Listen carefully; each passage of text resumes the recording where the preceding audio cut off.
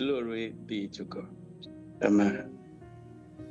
Je ne sais pas si Michel est connecté, mais ce sera un conseil pour toutes. J'ai écouté le témoignage de Michel. Elle a parlé d'un songe, mais en fait, il y a quelque chose qui est très, très important. Si Michel veut sortir de la situation et des situations qu'elle traverse sur le plan financier, il est bien vrai qu'elle a reçu quelque chose de Dieu et c'est un miracle.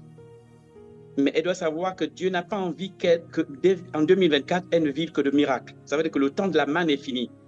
C'est pourquoi une instruction capitale lui a été donnée dans un songe avant que le montant n'arrive. On lui a dit, tu dois remettre la part de l'Éternel. Écoute très bien ce que je te dis.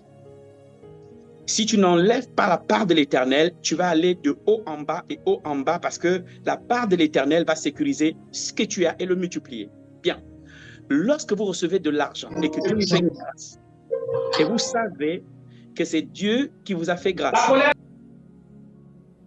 S'il vous plaît, et arrêtez d'abord vos micros. Voilà. Vous poserez des questions après, pour ceux qui ont des questions. Lorsque Dieu vous donne de l'argent, vous savez que c'est Dieu qui a fait un miracle. La première chose, ne mangez pas votre sémence. Donc, ce montant doit être divisé en trois. La sémence, ce que vous devez manger, et l'épargne. Ce montant qui arrive chez vous doit être divisé en trois. Écoutez bien ce que je dis. La première chose qu'ils ont enlevée, c'est la sémence. La sémence, vous ne la mangez pas. Une sémence est censée reproduire. Elle reproduit entre les mains de l'Éternel. La deuxième chose, c'est ce que vous avez la part qui vous revient pour manger. Acheter les habits et tout le reste. Et la troisième partie, c'est l'épargne. Quand Dieu vous amène de l'argent, écoutez ce que je dis, enfant de Dieu. Quand vous savez que c'est l'Éternel qui vous a amené de l'argent. C'est pourquoi beaucoup de chrétiens ne sont pas milliardaires. Pas parce que Dieu ne veut pas, mais parce que vous ne savez pas comment gérer les parts qui reviennent à l'Éternel. Écoutez bien, quand nous naissons en Christ, Dieu ne nous connecte pas à David et Dieu nous connecte à Abraham. Il dit, si vous êtes né en Christ, si vous êtes né de nouveau, alors vous êtes descendant d'Abraham. Je suis censé être descendant de David. Pourquoi est-ce qu'il me connecte à Abraham? C'est celui qui savait et celui qui a amené la puissance de la prospérité sur terre. C'est la dimension d'Abraham. Ça voudrait dire que nous sommes censés marcher sur les pas de papa Abraham pour expérimenter et vivre ce qu'a vécu Abraham. Lorsque vous recevez de l'argent, divisez ce montant en trois. La sémence, c'est la partie qui revient au Seigneur. La deuxième partie, c'est celle que vous allez manger de tous les jours. Faites le calcul. La troisième partie, c'est l'épargne. Ce que vous mettez de côté, on ne sait jamais. Un enfant peut tomber malade. Écoutez, je ne suis pas seulement un homme de Dieu, mais je suis un financier. Je ne sais pas, ce n'était pas prévu que j'en parle, mais depuis que je vous entends parler, j'ai fait 9 ans dans une banque centrale à Libreville. Et à la banque centrale, nous savons tous que l'argent retourne vers son créateur. Écoutez bien ce que je dis. L'argent retourne vers la personne qui l'a fabriqué. L'argent, ce n'est même pas pour ceux qui la consomment. À la banque centrale, nous savons, parce que la banque centrale gère l'argent. Tout ce que vous utilisez retourne à la banque centrale. Donc, au niveau de la banque centrale, nous, on sait récupérer, ressortir de l'argent. Quand il y en a trop, nous, on sait comment retirer. Jésus a dit, rendez à César ce qui est à César. À qui appartient cette effigie? C'est à César. Et Dieu dit, rendez à César. Donc, c'est normal qu'il y ait une partie qui retourne chez César. Et si tu n'es pas assez sage pour bloquer une partie, tout retourne chez César. Et il a dit, rendez à César ce qui est à César et à Dieu ce qui est à Dieu. Ça veut dire que bien que c'est César qui ait fabriqué ces finances, cet argent normal, c'est normal que cet argent retourne chez César. Mais maintenant, si la sémence est devenue chez Dieu, Dieu va trouver un moyen pour ouvrir un fleuve à côté du fleuve de César, pour dévier ce fleuve vers chez toi. C'est la seule façon pour toi de bloquer l'argent, parce que l'argent n'a pas été fabriqué pour que tu sois riche. Écoute-moi bien. J'ai fait 9 ans à la Banque centrale. Je sais là où on fabrique l'argent du Gabon. J'ai été à la fabrique. C'était pas prévu que je vous parle de ça. Mais laissez. Et bien, écoutez-moi bien, et bien que Lazare était un homme juste, il est quand même mort pauvre. Listen. Sa justice et sa droiture ne l'a pas gardé en vie. Lazare, le pauvre Lazare aimait Dieu, mais ça l'a quand même, il est quand même mort sans manger. Listen. Quel était le problème véritable de Lazare? Lazare aimait Dieu, mais Lazare est quand même mort de faim. Et pourtant, il aimait Dieu. Lazare se considérait tellement pauvre qu'il ne pouvait même pas ici donner à quelqu'un d'autre le peu qu'il avait. Lazare a vécu longtemps. Vous voyez, hein? Il avait un peu. Dès lors que tu reçois et que tu ne sais pas donner une partie à Dieu parce que tu te considères pauvre, tu restes pauvre. Vous savez combien de pauvres dans le monde qui prient et l'argent ne va jamais chez eux? Listen, combien de pauvres dans le monde crient et pleurent et jamais l'argent ne va chez eux parce qu'ils se considèrent pauvres et jamais ils ne donnent une partie au Seigneur. Parce qu'aussi longtemps que tu n'enlèves pas une sémence et donner au Seigneur, tes circonstances restent les mêmes. Et parce que tu penses qu'en fait, devenir riche est lié à la prière. Le démon de pauvreté ne craint pas la prière. Le démon, écoutez-moi bien, le démon de pauvreté ne craint pas la prière. Il ne craint pas le jeûne. Parce que la prospérité n'est pas liée, n'est pas conditionnée par la prière. La prospérité est une alliance with God. Tu joues ta part et Dieu, parce que c'est pourquoi on appelle alliance d'Abraham avec Dieu. The covenant keeping God. Il est le Dieu qui garde son alliance. Quelle est l'alliance que tu as avec Dieu pour qu'il la garde? Donc, si tu n'as pas d'alliance avec Dieu, Dieu ne répond qu'à l'alliance. Il ne s'appelle pas le Dieu de promesses. Il n'y a aucun nom où Dieu est le Dieu de promesses. Son nom, c'est Yahweh. Et Yahweh veut dire le Dieu qui garde son alliance. The covenant keeping God. Et dans cette alliance, il y a des clauses. Et les clauses de cette alliance, c'est ce que vous appelez promesses. Donc, les promesses sont rattachées à l'alliance. Donc, si tu n'as pas l'alliance avec Dieu, les promesses ne servent à rien. Parce que ces promesses, oh my God, à qui je parle? À qui je parle? À qui je parle? À qui je parle?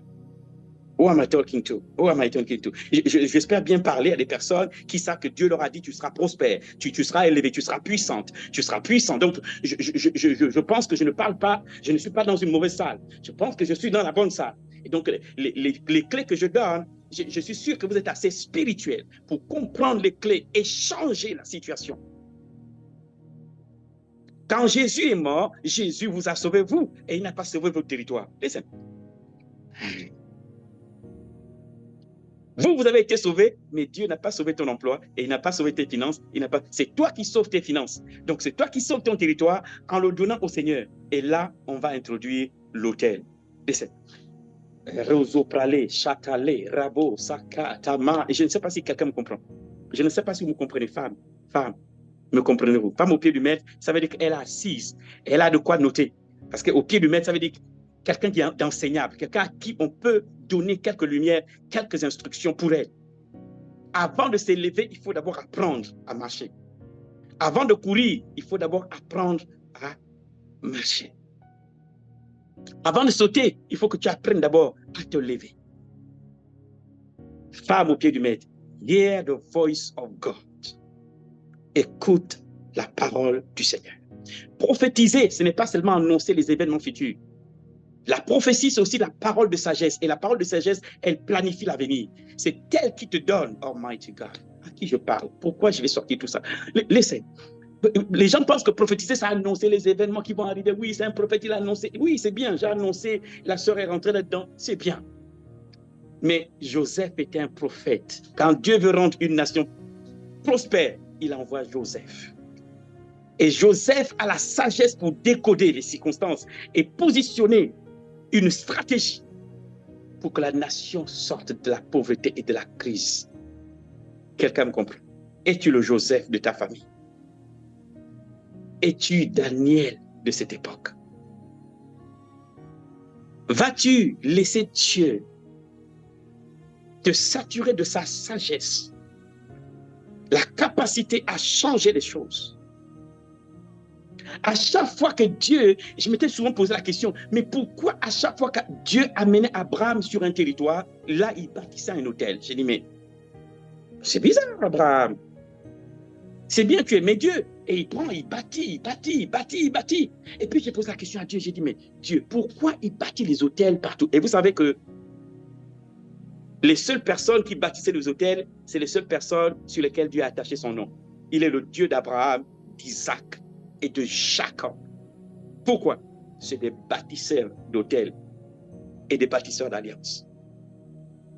Israël aujourd'hui n'a pas une autre alliance que celle que Abraham, Isaac et Jacob.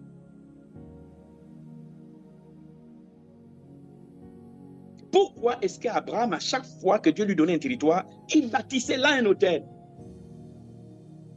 Parce qu'en fait, c'était à Abraham de donner son territoire à Dieu, et tu donnes ton territoire à Dieu en bâtissant l'autel. Parce que l'autel est le moyen par lequel tu donnes l'autorisation et l'autorité à une entité spirituelle, le contrôle sur ton territoire. Laissez. Donc, Abraham donne, bien que ce soit Dieu, c'est Dieu qui a donné à Abraham le territoire, et Dieu soumet le territoire à l'autorité de Dieu en bâtissant l'autel. L'autel fait de cet endroit la propriété de Dieu. Donc, il donnait son territoire en bâtissant l'autel.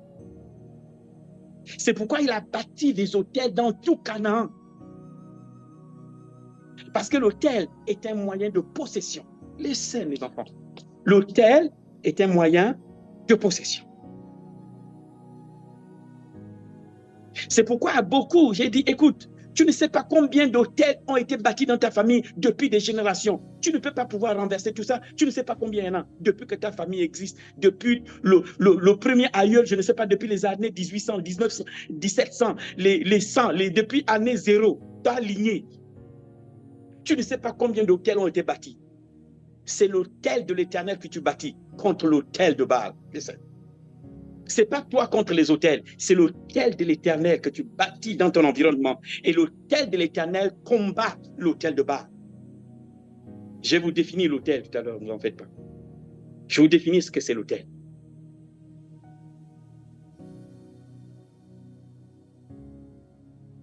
Et il bâtit là un hôtel.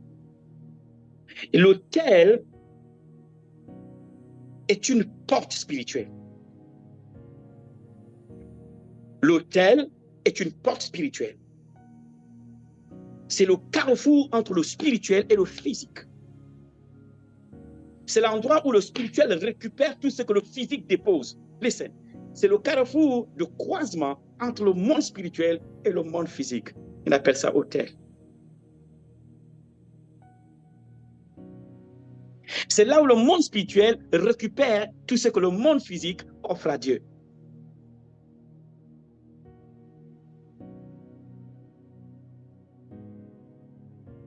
L'autel is a door, a spiritual door. C'est un carrefour entre le monde spirituel et le monde physique. Et door open. Car à chaque fois que tu amènes quelque chose sur l'autel, de l'autre côté, le monde spirituel récupère la chose. C'est pourquoi nos parents, sur le plan traditionnel, sur le plan sorcellerie, je ne sais pas comment dire ça, vont tout le temps offrir des trucs qu'ils disent, ils donnent aux parents ou aux aïeux. Pourquoi? Parce qu'ils ont bâti un hôtel qui est un carrefour entre le monde physique et le monde spirituel. Les démons qu'ils invoquent récupèrent, ils se croisent à cet endroit. Quelqu'un me comprend? You catch my voice. Si je dis un jour, je prends ma fille, je dis par exemple, ma fille c'est Laetitia, j'ai dit à ma fille Laetitia, comme tu viens d'arriver, on va te laisser ma chambre. Et puis ma fille Laetitia va dormir sur mon lit. Quand ma fille Laetitia va dormir sur mon lit, ma fille Laetitia va rêver mes rêves. Listen, parce qu'elle est sur mon hôtel, le lieu où je croise Dieu. Ça veut dire qu'il y a une porte entre moi et le spirituel et Dieu. Donc elle va faire des rêves qui ne sont pas ses rêves, qui sont mes rêves. Listen. C'est pourquoi quand tu rentres dans une nouvelle maison, il faut que tu fasses attention si cette maison n'est pas l'hôtel de quelqu'un. Parce qu'il y a des rêves que tu vas vivre là-dedans qui ne sont pas tes rêves. Il y a des combats qui sont là-dedans qui ne sont pas tes combats. C'est les combats de ce monsieur invoquait. Listen, oh mighty God, je vais tellement vite, je ne sais pas si vous me comprenez. Quelqu'un me comprend? Quelqu'un me comprend? Est-ce que tu me comprends? Hey, il y a une maman, après mon passage chez elle, elle me dit non, il faut que je dorme sur le lit du prophète. On lui a dit non, ne fais pas ça. Elle dit non, moi je prends la grâce. Dès qu'elle a dormi, elle a été trimballée dans plusieurs nations. Ça, ce sont mes rêves. Elle est trimballée et donc le matin, elle s'est levée en sueur. Elle a dit, mon Dieu, c'est qui le monsieur là? Elle dit quoi? Elle dit, mais je n'ai presque pas dormi parce qu'on m'a mené en Angleterre, aux États-Unis. J'ai dit, ça c'est l'onction du prophète, ça sont mes voyages. Tu as dormi sur mon hôtel. C'est-à-dire que quand je suis rentré dans cette chambre, j'ai pris la chambre comme... C'est-à-dire que... Comment est-ce que je peux expliquer ça? C'est pourquoi vous qui aimez les chambres d'hôtel, oh, quand je dormais, je n'ai pas bien dormi. Tu ne sais pas qu'avant toi, quelqu'un a dormi dans cette chambre. Et il a fait de cette chambre un hôtel, un passage. Et donc, quand il est parti, il n'a pas fermé cette porte. Cette porte est restée ouverte. Et quand tu es venu dormir, les rêves que tu as faits, ce ne sont pas tes rêves. Ce sont les rêves qu'il fait d'habitude avec les connexions spirituelles qu'il a. Et quelqu'un me comprend? Ça va? Ça va? L'hôtel est une porte. L'hôtel est un carrefour. C'est le lieu d'échange entre le monde spirituel et le monde physique. Bâtir un hôtel, c'est alors créer une porte entre le ciel et heaven. La parole de Dieu dit, et Joseph s'est mis à fuir. Joseph fuyait son frère Ésaü. À cause de cette bagarre, suite justement parce qu'il a trompé son grand frère et justement, il a pris toute la bénédiction. Maintenant, son frère veut le tuer, donc il fuit. En fuyant, Jacob est allé dans un endroit où son grand-père Abraham avait bâti un hôtel à Luz. La pierre que Abraham a utilisée pour bâtir l'hôtel, c'est ce qu'il en a fait comme un thé doré. Il a dormi la tête sur cette pierre. Quand il a mis la tête sur la pierre, il a vu qu'il y avait une porte ouverte vers le ciel et les anges montaient et descendaient. Il a dit, mais c'est ici la maison de Dieu. Depuis quand c'est la maison de Dieu? Parce qu'Abraham a créé une porte ouverte entre le ciel et la terre. Laissez. Je ne sais pas si je parle à des personnes spirituelles qui peuvent me comprendre. Laissez. Vous êtes habitués au bébé, au lait. Listen, this is spiritual. This is spiritual. This is spiritual. Oh, depuis que je suis arrivé dans cette maison, je t'ai dit, les attaques qu'on a. This is a door. Ça veut dire qu'avant que tu n'arrives, there was a man. Il y avait quelqu'un là-dedans. Et vous savez, vous pouvez arriver chez moi. Vous arrivez chez moi, dans ma maison, sans même qu'il y ait réunion de prière, vous vous mettez à prier. Listen, je ne suis pas là, mais vous êtes dans ma maison et vous vous mettez à prier. Vous priez pourquoi? Parce que les murs de ma maison sont saturés de prière. Donc la prière est restée sur les murs. Listen, c'est mon atmosphère. This is my atmosphere. Ça veut dire qu'en fait, si quelqu'un qui est sorcier rentre là-dedans, il se sent mal à l'aise. Le gars n'est pas bien parce que mes murs sont saturés de mon atmosphère. It is my hotel. C'est mon hôtel. The door with heaven.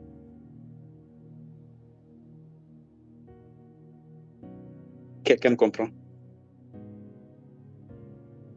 Quelqu'un me comprend?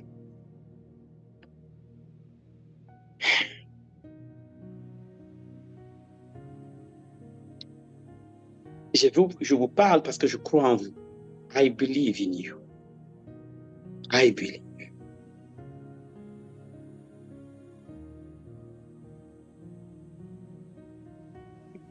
J'ai acheté le livre d'une dame, une femme, Maria Edwood Ether. Et depuis, on cherche cette catégorie d'âmes et de femmes. Aujourd'hui, on n'en trouve plus. Et la dernière qui est morte avec une telle dimension, c'est Catherine Kuhlman. Et depuis, on cherche que des femmes dans cette génération se lèvent avec une telle dimension et on n'en trouve pas. Elles sont influenceuses. Elles sont, je ne sais pas trop pour ça. Et Dieu cherche, looking for a man, a woman. Il y a un manteau qui doit tomber sur une femme. La Maria Edwood Ether, son onction était plus puissante que celle de Catherine Kuhlman. Quand je lis son livre, cette dame, si elle est là où je suis, sur 15 km, vous êtes sous onction. Son onction s'est déployée sur 15 km. Une femme, sur 15 km, qu'est-ce qu'elle avait compris que les femmes d'aujourd'hui ne comprennent pas? Qu'est-ce qu'elle avait découvert que les femmes d'aujourd'hui ne découvrent pas? Cette femme peut avoir une vision de 24 heures. Ça veut dire qu'elle prêche l'évangile et elle reste bloquée pendant 24 heures au même endroit. Ça veut dire que vous rentrez chez vous, elle reste bloquée. Vous revenez 24 heures après, elle sort de la vision et elle continue de prêcher. Elle a une vision de 24 heures bloquée. Je vous pose la question, femme au pied du maître, qui cherchez-vous? Parce que si Dieu vous parle d'autel, ça veut dire que Dieu cherche un chemin. God is looking for a way. Ça veut dire que Dieu cherche une porte. Ça veut dire que Dieu cherche une connexion. Un endroit où les anges montent et descendent. Ça veut dire que Dieu maintenant a envie de libérer les anges qui sont autour de vous pour leur mission vers le ciel et vers la terre.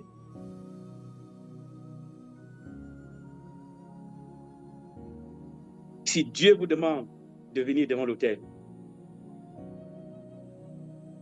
je ne sais pas dans quelle dimension vous êtes en train de rentrer. Devenez sérieux dans ce que vous faites.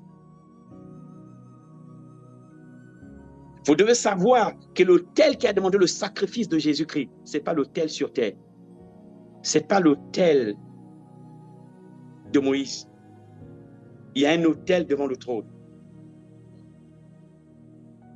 Si vous lisez Apocalypse, chapitre 8, verset 3, quelqu'un peut le lire rapidement. Apocalypse 8, verset 3. Vous allez voir qu'il y a un autel devant le trône et cet autel réclame. La personne qui l'a trouvé peut lire, s'il vous plaît, pour tout le monde.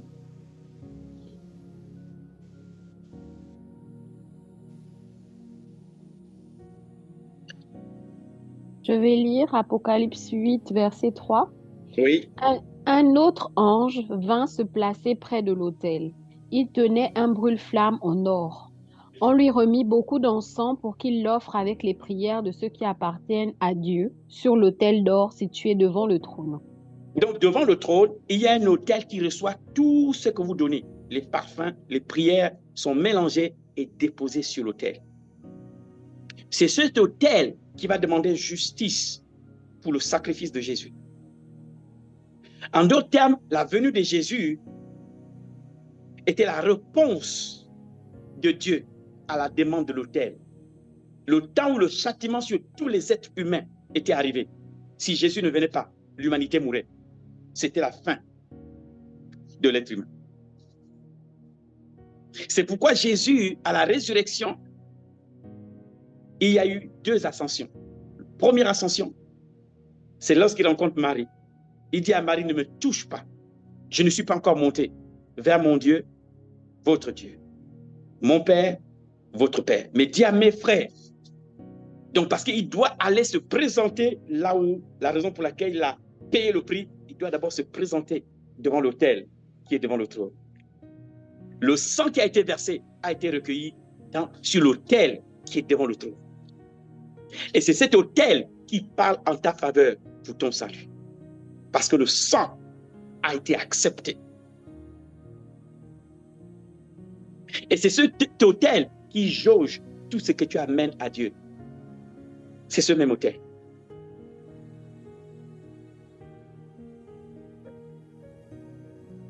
Un jour, un homme de Dieu, un fils spirituel, c'est un pasteur. Il m'appelle, il me dit, homme de père, j'ai dit oui. Il dit avec maman, venez. J'ai une action que j'ai envie de poser pour ma famille. Il avait fait une enveloppe d'action de grâce pour sa famille. Il dit, je voudrais qu'on bénisse le Seigneur, rendre grâce pour ma famille et j'ai préparé ceci pour vous. Je lui ai dit, ok fils, dépose l'enveloppe sur la petite table le temps qu'on rende grâce. Et on a commencé à prier. Pendant que nous sommes en train de prier, Dieu me dit, ouvre les yeux. Donc, pendant que tout le monde prie, j'ouvre les yeux, je vois que nous sommes 5, parce que nous sommes 4. Sa femme, lui, sa femme, moi et mon épouse, nous sommes 4. Quand Dieu me dit, ouvre les yeux, j'ouvre les yeux physiquement. Je vois une 5e personne qui rentre. Il rentre et il a un bâton à la main. Quand il rentre, je le suis, donc je ne prie plus. Je suis son action. Il arrive, il pose le bâton sur l'enveloppe où il y avait de l'argent. Et j'entends dans mes oreilles, offrande consumée par le feu. Ça voudrait dire en fait, accepter, offrande acceptée. Ça veut dire que toutes les offrandes ne sont pas acceptées. Quand tu déposes ton offrande, que ce soit à l'église, peu importe, il y a un ange qui jauge ton offrande. Oh. Bon, je pense que les voisins, donc il faut que je parle doucement. Donc il y a un ange qui jauge ton offrande. Donc mon évangile a dépassé les murs, donc ça dérange un peu. Donc je vais parler un peu doucement. Bon. Et on n'est pas chez nous ici, hein? On est vraiment loin à la campagne. Donc l'offrande, quand ce ange arrive, il pose le bâton sur l'enfer. Et j'entends offrande consumée par le feu. Et puis je dis, mais je connais ça, c'est écrit quelque part. Offrande consumée. Donc j'ai cessé de m'occuper de l'ange parce qu'il est parti. Et j'ai ouvert la Bible. Et quand j'ai ouvert la Bible, je suis allé chercher l'offrande consumée par le feu. L'offrande consumée par le feu ne veut pas dire simplement c'est brûlé. Ça veut dire que l'odeur de cette offrande va être amenée dans le ciel. C'est ça qu'on appelle l'offrande consumée par le feu. Quand on prenait ces offrandes et on le mettait là-dessus, le but c'était une odeur, une bonne odeur qui montait vers l'Éternel, comme une reconnaissance. Et le Seigneur devait approuver ou pas. Nous allons lire quelques passages. Prenez avec moi. Prenons l'Exode, par exemple.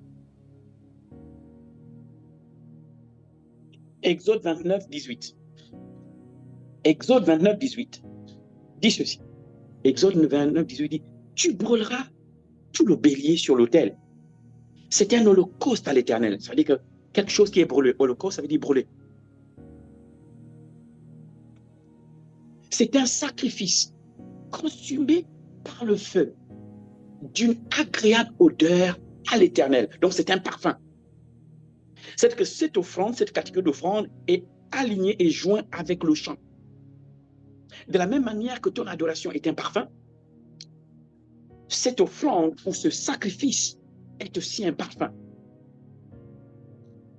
Vous savez, quand vous déposez de l'argent ou une offrande à l'église, votre argent, le pasteur, l'équipe pastorale ou les diacres vont récupérer pour l'avancement de l'œuvre. Mais en fait, le côté spirituel de cet argent, l'atmosphère de ton cœur et l'attitude de ton cœur sont amenés dans le ciel. Donc, ils transportent parce que ton cœur reflète sur ton offrande. Ton offrande a exactement la couleur, l'attitude, l'atmosphère de ton cœur au moment où tu fais l'offrande. Donc, c'est ton cœur qui va aller devant le Seigneur. Mais j'ai quitté le bar. Hein. J'ai dit, maintenant je suis tout rouge à cause de la pièce. Good. C'est donc très, très, très important. Très, très important. Lorsque Dieu décide de vous amener quelque part, faites très attention aux instructions qu'il vous donne et aux orientations qu'il vous donne. Si le Seigneur vous a parlé d'offrande consumée par le feu, c'est que vos cœurs vont être jaugés. L'offrande signifie s'offrir. Offrande veut dire s'offrir. Sacrifice, c'est le niveau avec lequel tu t'offres. C'est ça le sacrifice en fait. La chose que tu donnes détermine ton niveau de sacrifice. Et le sacrifice est vu dans le cœur. C'est le cœur qui lit le sacrifice, le niveau du sacrifice.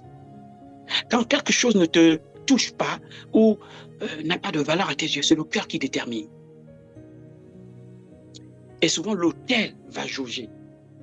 L'autel va jauger ton offrande. Parce que ton offrande, c'est ton cœur. Ton offrande reflète ton cœur. Que ce soit l'adoration, que ce soit le sacrifice, ou offrande, peu importe comment tu l'appelles, quand tu l'amènes devant l'autel jauge ce que tu vas donner au Seigneur. Et c'est soit c'est accepté, soit c'est pas accepté. Ne pensez pas que toutes les offrandes qu'on amène à l'église, Dieu accepte.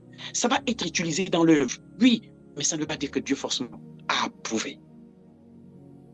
Parce que ton cœur joue un rôle dans l'offrande. Et quand on dit sacrifice consumé par le feu, ça veut dire que l'odeur de ton sacrifice va aller aux narines du Seigneur.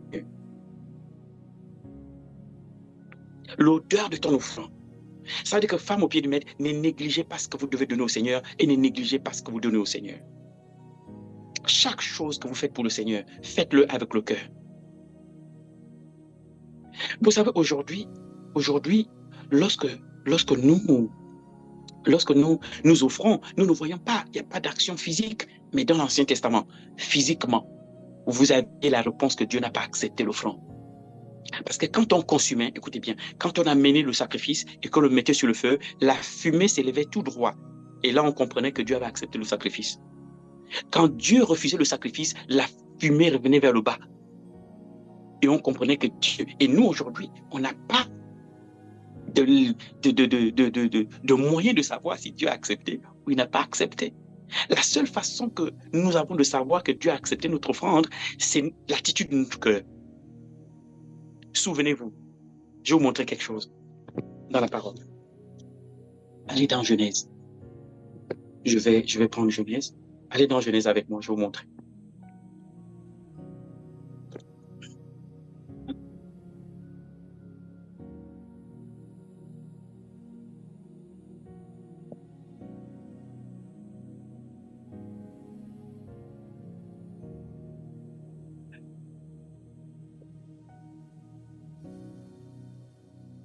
Et ça va vous permettre de comprendre comment Dieu fonctionne.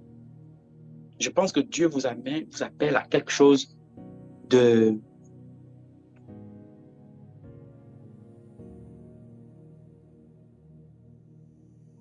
Il vous appelle à quelque chose de plus grand.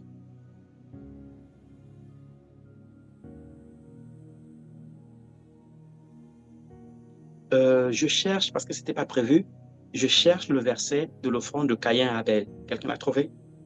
Parce que ce n'était pas prévu que j'en parle. Genèse 4, verset 5.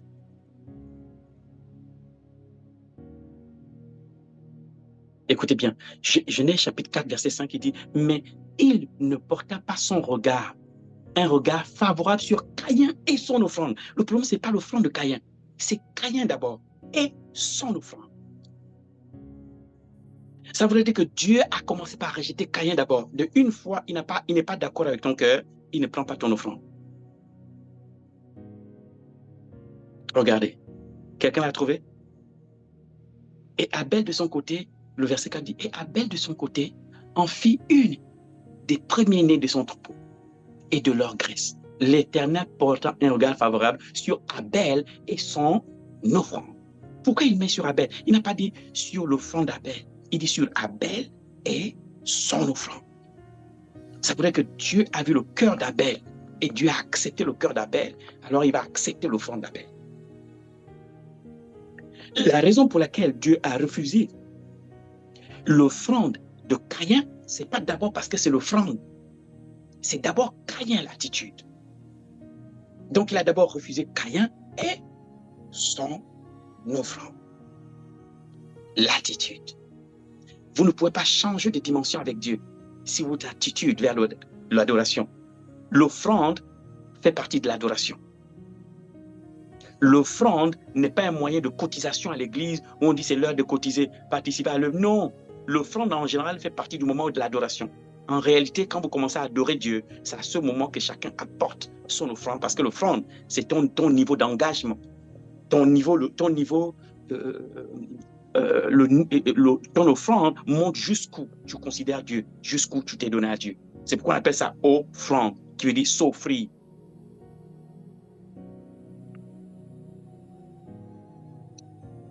Et vous allez voir que lorsque vous regardez Romains chapitre 12, à partir du verset 1er, il dit, frère, je vous conseille d'ouvrir vos corps comme un sacrifice vivant. C'est-à-dire que quand ton corps est accepté, quand ton cœur est accepté, ton offrande est acceptée. Parce que ton cœur accepté, on ne peut pas rejeter ton offrande si Dieu a accepté l'attitude de ton cœur.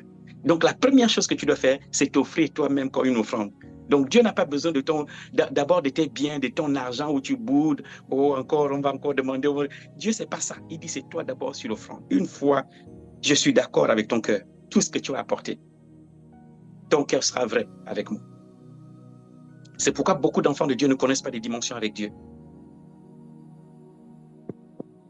La seule chose où Dieu ne partage avec personne, quand tu pries, un ange va arriver. Dieu peut envoyer un ange, mais quand c'est l'adoration, aucun ange ne prend l'adoration de Dieu. Lui-même, il prend.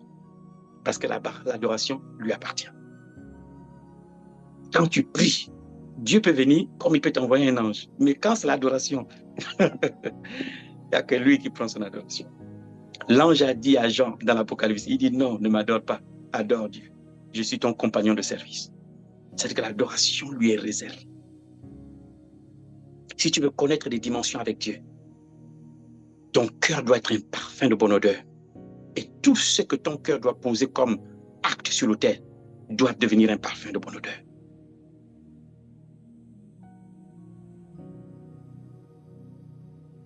Ça veut dire que Dieu cherche à approuver tes œuvres. Souvenez-vous, dans le livre de Daniel, lorsque ce roi Belshazzar s'est mis à boire avec les ustensiles de la maison de Dieu, c'est-à-dire que les gens ont offert des choses à Dieu. On appelait dans le trésor de la maison de Dieu. C'est-à-dire que les offrandes, les sacrifices qui ont été faits, c'était dans la maison de l'Éternel. Et ce roi, il a pris des choses que les cœurs ont offert à Dieu. Il a pris ça pour boire.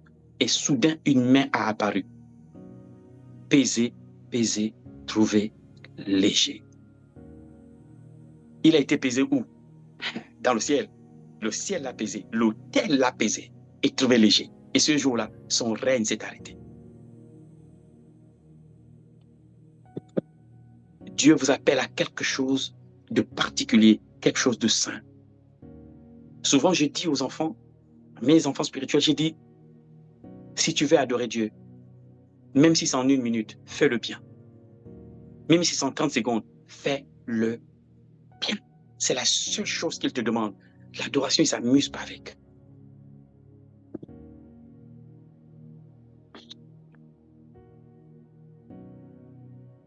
Je vous donne un verset.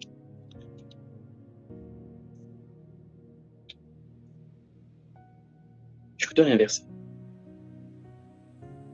Quelqu'un peut lire Psaume 46, verset 10, ou verset 8 à 10.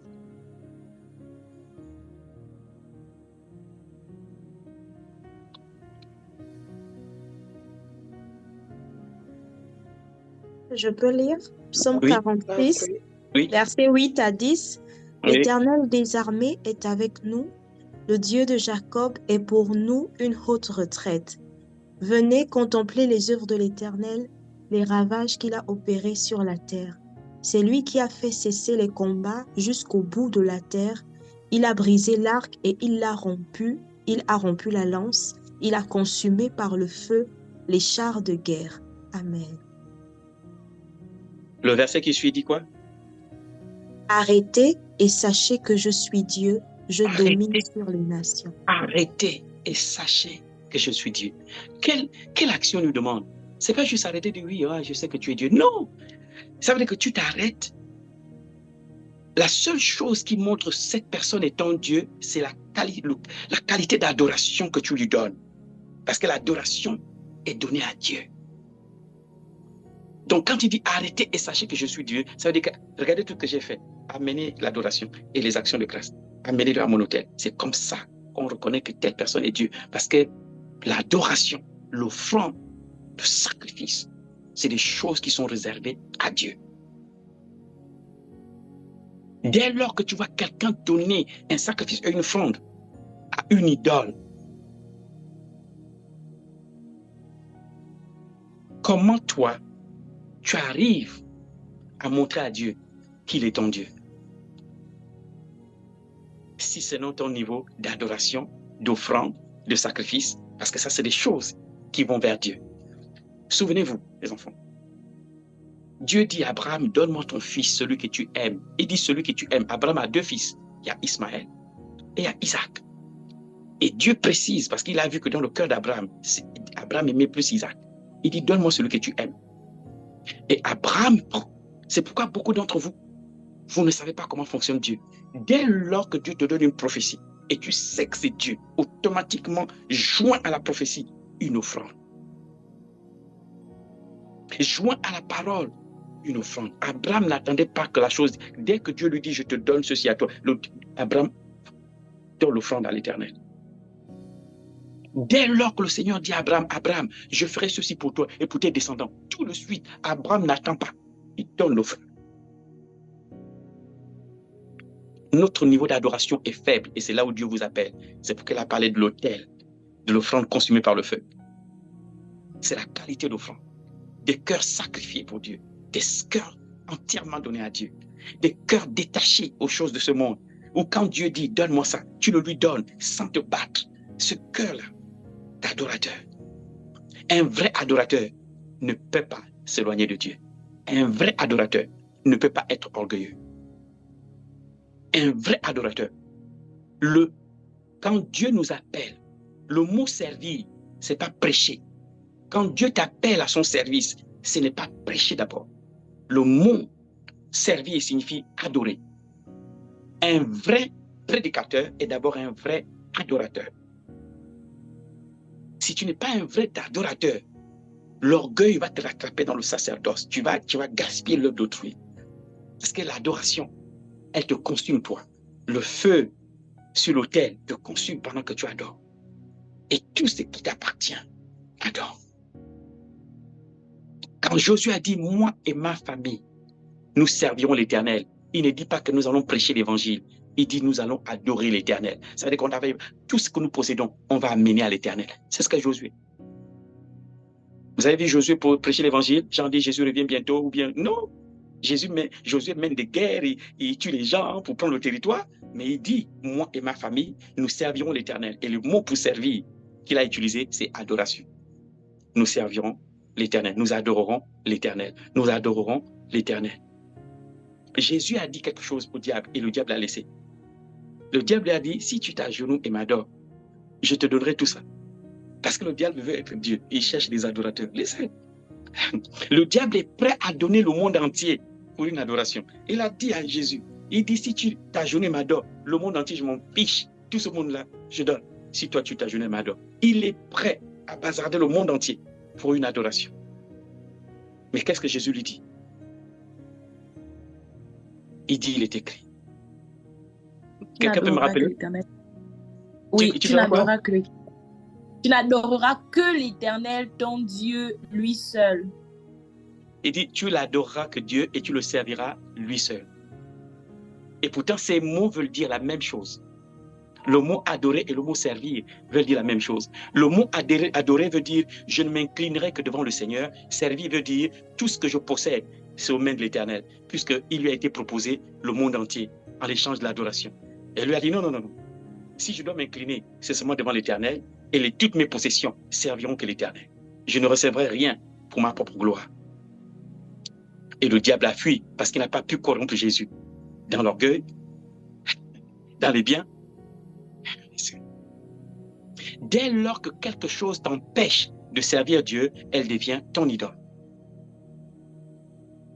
Toute chose qui peut t'empêcher de servir Dieu devient ton idole.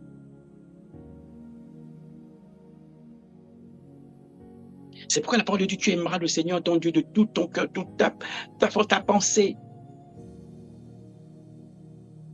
Et aimer Dieu, c'est le niveau d'adoration.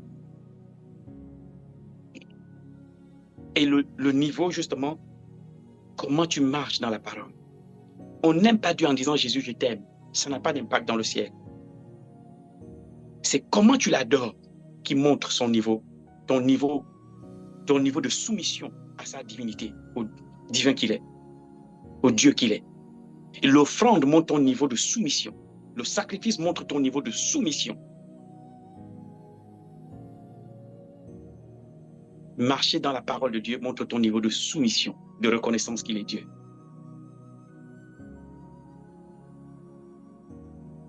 Et c'est parfois des choses que nous négligeons, que nous voyons comme rien, mais qui sont normalement le culte. Parce que le vrai culte, c'est l'adoration. Le vrai culte, ce n'est pas la prédication. Si dans le culte, vous venez à l'église, au moment de la prédication, vous avez raté le culte.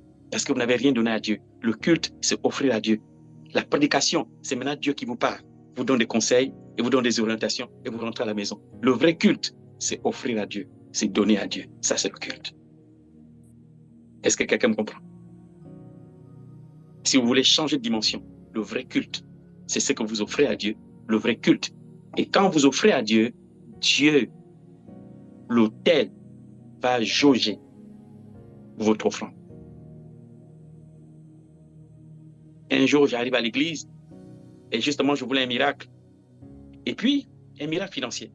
Donc, je m'étais préparé à la maison, j'avais 150 €, j'avais mis 100 € à droite et 50 € à gauche. Donc, je savais que si le panier d'offrande arrive, les 50 € sont partis. Donc, je suis content, je suis zélé, j'attends que le panier d'offrande. Donc, quand le panier d'offrande arrive, je mets la main dans la main gauche, dans la poche gauche, pour sortir les 50 € et j'entends le Seigneur dire non, moi, je veux 100 €. Même le panier est passé, je suis resté à réfléchir. Le panier est passé d'abord, j'ai réfléchi, dit ah, ça c'est Dieu ou bien c'est mes propres paroles. Dieu ne peut pas me faire ça. J'avais réservé les 100 € pour quelque chose. Et Dieu, quand il a parlé. Je parlais maintenant tout seul. Ça veut dire que jusqu'au moment où on a commencé à dire, bon, on va prier pour les offrandes. J'ai dit, attendez, j'ai amené les 100 €. Ah, parce que je suis resté à réfléchir, parce que j'avais prévu faire quelque chose avec les 100 €. Mais Dieu, ce n'est pas qu'il voulait me mettre en épreuve. Mais la chose que je lui ai demandé, demande un sacrifice plus grand. Et les 50 € n'étaient pas suffisants pour ce que je lui demandais. Vous voyez, quand Dieu a vu ce que voulait Abraham, Abraham voulait le salut de ses descendants. Il voulait que tous ses descendants soient serviteurs de l'Éternel. Et le Seigneur regarde, le prix est énorme. Qu'est-ce qu'Abraham peut poser comme acte pour que moi je sauve sa descendance? Dieu dit à Abraham, alors donne-moi ton fils. Alors qu'en réalité, Dieu cherchait à donner à Abraham son fils. Mais il dit à Abraham, je vois si Abraham peut payer ce prix pour que je déclenche ce que j'ai envie de lui donner. Et le prix pour notre salut a été ce qu'il a demandé à Abraham, Isaac. Et quand il a vu qu'Abraham, l'amour d'Abraham était supérieur à l'amour d'Abraham pour Isaac, il a dit, maintenant je vois que tu me crains. La question, entre Abraham et Dieu, qui a donné à l'autre son fils? Dieu a donné à Abraham et ses descendants son fils. Et Dieu a donné la terre à Abraham et ses descendants.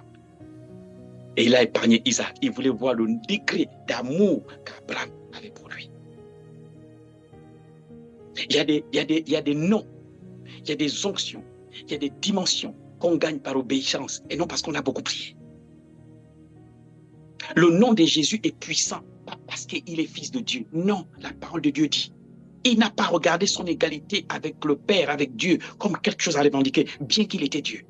Mais il s'est rendu obéissant. Lui-même, il s'est rendu obéissant. Il s'est humilié lui-même, se rendant obéissant. C'est quoi l'humilité? Se rendre obéissant. C'est quoi l'humilité? Quand on dit quelqu'un est humble, c'est quand il est obéissant à la parole de Dieu. Dieu considère que celui-là est humble. Parce que tu te soumets à son orientation, tu te soumets à sa direction, il te trouve que tu es humble. Donc, il fait grâce aux humbles, ceux qui se soumettent à son orientation, et il résiste aux orgueilleux, ceux qui refusent d'aller dans la direction qu'il veut les amener. Et la parole de Dieu qui n'a pas regardé, il n'a pas regardé son égalité avec Dieu comme quelque chose à revendiquer, mais il s'est humilié lui-même, s'est rendant obéissant jusqu'à la mort à la croix. Et voyez la réaction de Dieu. Et Dieu lui a donné un nom. C'est-à-dire qu'en réponse à son obéissance, à sa soumission, alors Dieu lui a donné un nom au-dessus de tout autre nom. Donc il a gagné ce nom. Écoutez bien, son nom ne lui a pas été offert. Ce nom, il l'a gagné par l'obéissance. Il s'est soumis et Dieu aussi lui a donné un nom au-dessus de tout autre nom, de sorte qu'au nom de Jésus, tout genou fléchisse dans les cieux, sur terre et sous terre. Il l'a gagné par l'obéissance. Et la parole de Dieu dit, ayez les pensées qui étaient en Christ, celle de se soumettre au Père. C'est soumettre à l'orientation du Père, c'est soumettre à la volonté du Père, c'est soumettre à la parole de Dieu. Arrête de faire comme tu veux, adore-le. Et toi et tout ce que tu possèdes, allez sur l'autel. Et toi et tout ce que tu possèdes sur l'autel, laisse-le faire d'abord te consumer toi-même pour qu'il n'y ait plus de résistance dans ce qu'il veut faire. Il faut que tu arrives à un niveau de sacrifice dans ton cœur où les choses de ce monde, tu en as besoin, mais ça ne te dit rien. Ces choses de ce monde sont des serviteurs. Que tu sois milliardaire, ça ne te change pas. Ça ne te dit rien. Si Dieu te dit, donne-moi 1 milliard, tu donnes parce que tu sais que tu possèdes les biens. Toi et ta maison, vous servirez l'Éternel. Vous adorerez Dieu. Tu l'adoreras lui seul et tu le serviras lui seul. Tu ne t'inclineras que devant lui. Et tout ce que tu possèdes, c'est à son service. Tant que tu n'es pas arrivé à ce niveau-là, Dieu va avoir du mal à mettre 1 milliard entre tes mains. Parce qu'il ne veut pas que tu te perdes.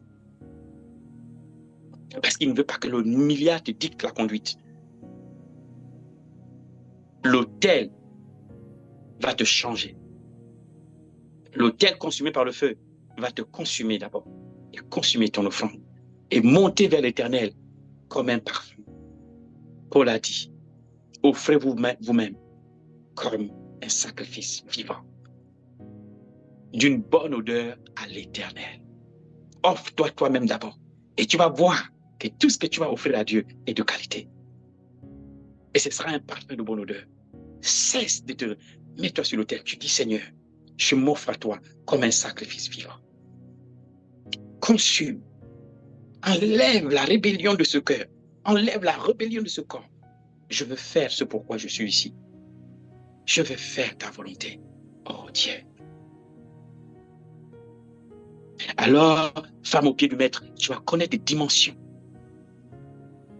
que tu n'as jamais entendu parler et jamais expérimenté. Si Dieu t'a appelé à l'autel, ça veut dire que tu es au bord d'une dimension. Avant la dimension, il y a l'autel de parfum. Et la parole de Dieu dit, et Dieu portant un regard favorable sur Abel et son offrande. Est-ce que Dieu peut porter un regard sur toi et ton offrande? Non, pas ton offrande, parce que tu penses que c'est le gros montant là. Non, parce qu'il va regarder le cœur qui amène le gros montant. Il regarde le cœur qui amène le bien, le cœur qui amène l'offrande, le cœur qui amène le sacrifice. Le sacrifice à lui seul n'est pas accepté. C'est le cœur derrière le sacrifice qui fait en sorte que le sacrifice soit accepté. Dieu cherche alors des vrais adorateurs. Femme au pied de maître. Si tu veux être une grande servante de Dieu, sois une adoratrice. Sois une adoratrice. Vous savez pourquoi les séraphins disent Saint, Saint, Saint est l'Éternel? Et ils le disent depuis l'éternité, ils le disent. Vous savez pourquoi? À cause de la dimension de révélation qu'ils ont de Dieu à chaque seconde.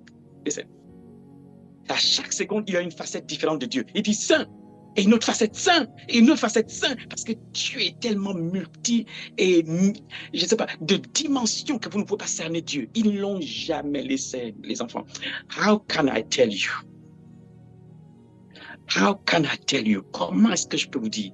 Comment je peux attirer votre attention? Que vous êtes au bord des dimensions des enfants.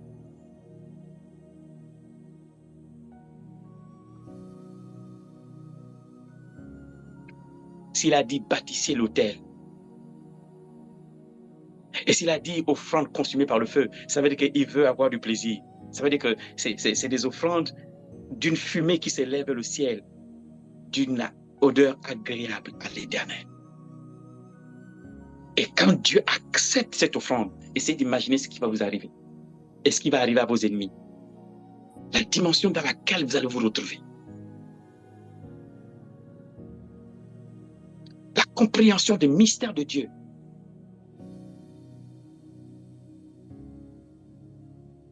Il y a des onctions de femmes dans le passé qui planent au-dessus de plusieurs femmes. Et ces dimensions ont du mal à se poser. Parce que les femmes d'aujourd'hui ont du mal à payer le même sacrifice qu'à payer ces femmes pour bénéficier de ces manteaux. Et depuis ces femmes, on n'a plus vu d'autres femmes de la même dimension. Ça ne veut pas dire qu'on n'a pas des servants de Dieu. Si, il y en a. Mais ces dimensions n'y sont plus. Un jour, Catherine Kuhlman arrive à une de ses conférences et l'hôtel, le stade est tellement rempli, le stade est rempli. Le stade est bondé au point où elle-même, elle ne peut même pas rentrer dans le stade. Il n'y a plus de chemin. Elle est obligée de passer par les cuisines. Comment Catherine Kuhlman passe par les cuisines? Tous les cuisiniers, tous ceux qui sont à la cuisine, tous au sol, elle ne faisait que passer pour aller prêcher. Tout le monde est parti.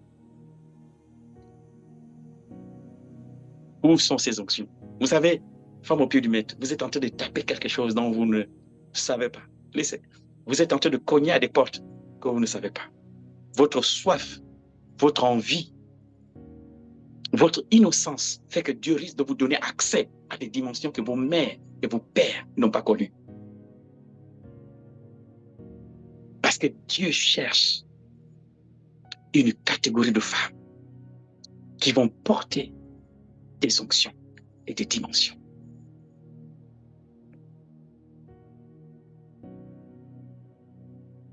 Est-ce que femme au pied du maître est prête pour ces dimensions? Et ces dimensions demandent à ce que en toi-même tu meurs et il n'y a que l'adoration. Il n'y a que l'adoration pour te consumer. Pour que tu ne sois plus une personne qui t'énerve facilement. Parce que tu vas porter une onction terrible. Parce que tu vas porter une dimension. Alors la patience, le fruit de l'esprit, qui est le caractère de Jésus, doit être l'objet de tes recherches. Le fruit de l'esprit, c'est le caractère de Jésus. Voilà, femme au pied du maître, ce que je voulais te dire ce soir, ou encore ce matin, ce que je voulais partager avec toi. Que quand Dieu vous dit, offrez-moi quelque chose qui est un parfum de bonne odeur, c'est que Dieu a envie de faire quelque chose en retour. Something is coming your way. Quelque chose est en train de venir sur votre chemin, femme au pied du maître. Mais vous n'imaginez pas.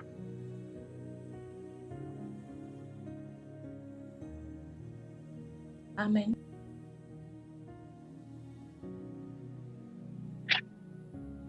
One day, I was taken in heaven. Dieu m'a fait la grâce d'aller, je ne sais pas si avec mon corps ou avec hors de mon corps, je ne sais pas. Parce qu'il ne m'a pas montré le cheminement. Je me suis retrouvé depuis la pièce, ma chambre, directement dans la salle du trône.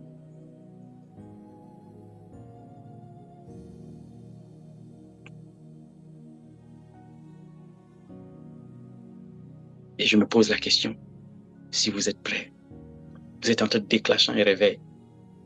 Écoutez, soyez enseignable. Restez enseignable. Soyez enseignable. Restez enseignable. Aussi longtemps que vous serez enseignable, vous ne vous perdrez pas. Quand ces grâces vont commencer à descendre sur vous, ne commencez pas à vous séparer pour dire, oh, est-ce que Dieu ne parle que par toi? Non, les enfants, ne faites pas ça. Vous allez gaspiller. Chacun doit être capable de se soumettre et reconnaître le don de l'autre. Soyez différents, mais soyez unis. L'unité dans la diversité.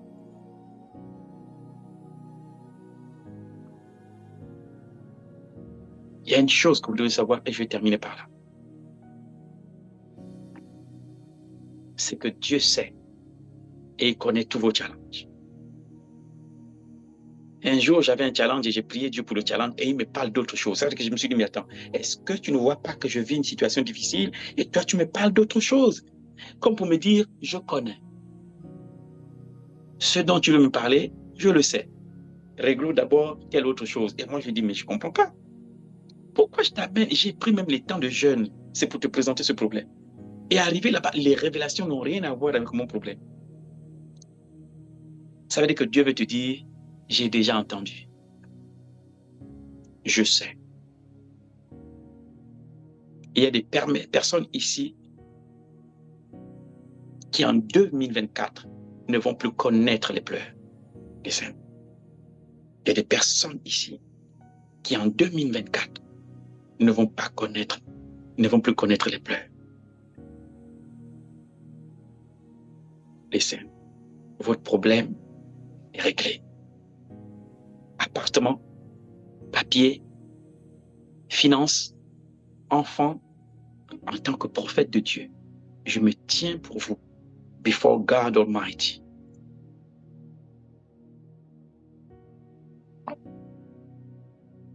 Et je déclare que chacune d'entre vous, sa situation tourne en sa faveur. Peu importe. Même si tu étais coupable dans une affaire, la grâce de Dieu parle en ta faveur devant les tribunaux. Dans les tribunaux, la grâce de Dieu parle en ta faveur. Devant ceux qui décident, la grâce de Dieu parle en ta faveur. J'entends héritage. La grâce de Dieu parle en ta faveur pour cet héritage. Dans mon esprit, on dirait l'héritage venant d'un père et qui a été bloqué. Mais je me tiens pour toi devant l'Éternel ce matin et je déclare qu'en 2024, tes pieds ne vont plus connaître l'esclavage. Que tu ne connaîtras plus de limites à ce que tu vas atteindre, à ce que tu veux réaliser et à ce que tu vas faire. J'ai prié Dieu pour chacune d'entre vous, pour que Dieu vous ouvre l'esprit pour la connaissance de comment Dieu fonctionne, de comment il fait, et la révélation de sa personne.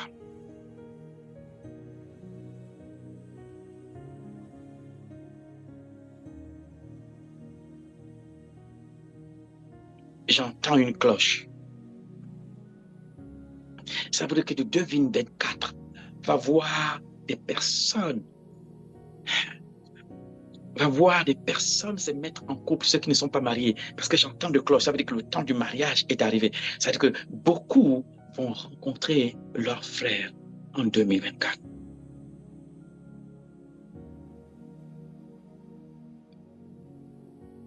Quelqu'un m'a dit, est-ce que ce n'est pas parce que je pêche beaucoup ou j'ai beaucoup de péchés que Dieu tarde à me répondre?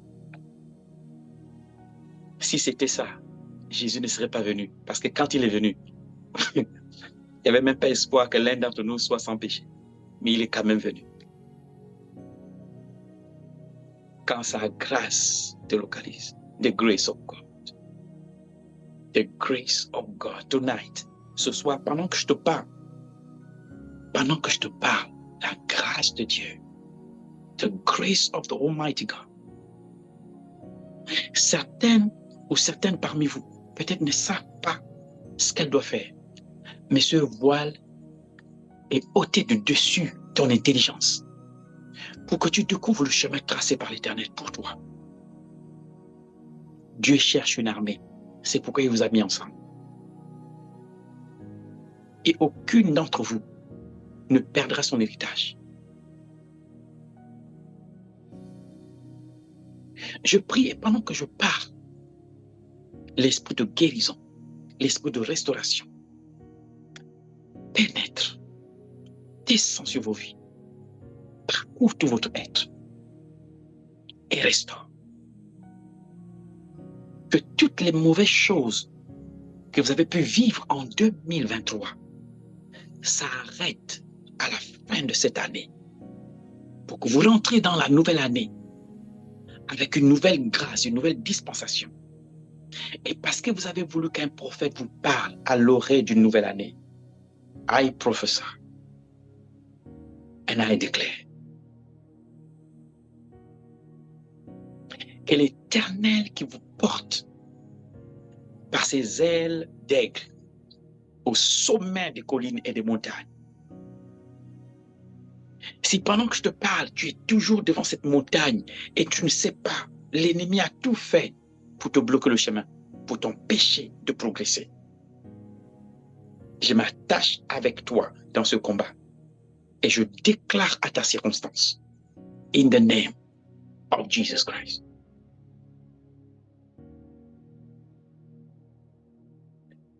Que cette porte ou ce portail qui te bloque le chemin soit qu'il explose et qu'il éclate in the name of Jesus Christ.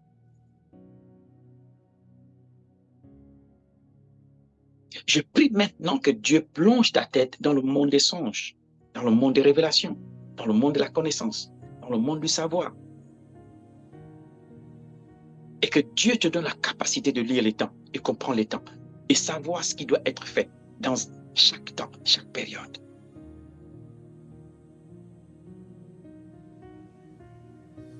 Au nom puissant du Seigneur Jésus-Christ de Nazareth, j'extirpe de ton corps la maladie.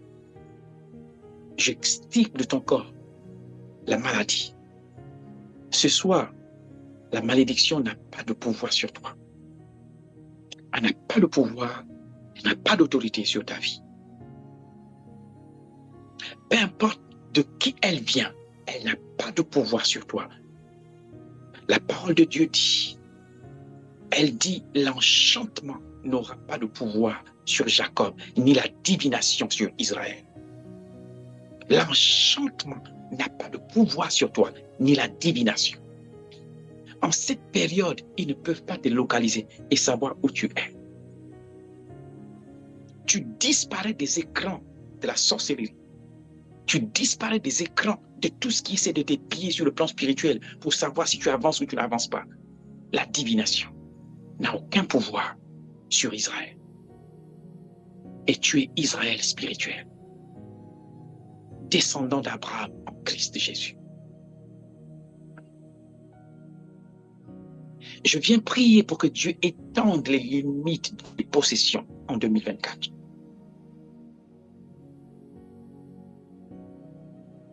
Ces ennemis que tu as vus en 2023, tu ne les verras plus jamais.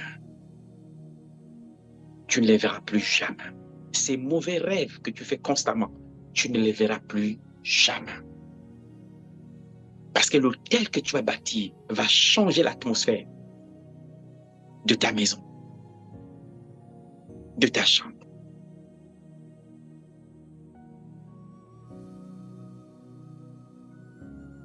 In the name of Jesus Christ of Nazareth.